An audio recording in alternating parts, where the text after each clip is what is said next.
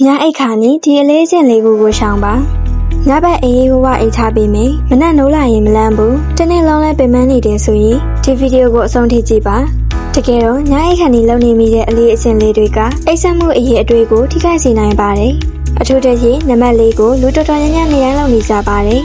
နံပါတ်၁အိတ်ခါနီဖုန်းအစားကြီး၃ချက်ဖုန်းတက်ဘလက်နဲ့လက်တော့တွေကထွက်တဲ့အလင်းရောင်ကြောင့်အိတ်ချင်စိတ်ကိုထိခိုက်စေနိုင်ပါတယ်နံပါတ်2မျက်နှာမကော်ဖီဒိုမဟုတ် energy drink တောက်ခြင်း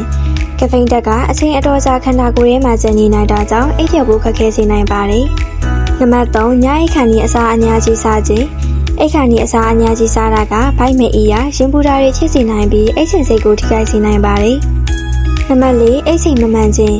ဒီနေ့10နာရီအိတ်မနက်ဖြန်10နာရီမှအိတ်ဒီလိုအိတ်ချိန်မမှန်တာကခန္ဓာကိုယ်ရဲ့တဘာဝအိတ်ဆက်ချိန်ကိုကမောက်ကမဖြစ်စေနိုင်ပါတယ်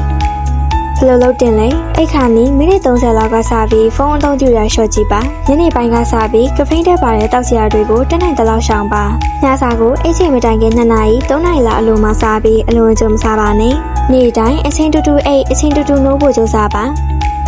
ဒီလေးချက်ထဲကဘယ်အချက်ကိုအများဆုံးလုံးမိနေလဲဆိုတာကောမန့်မှာရေးခဲ့ပေးပါအောင်နော်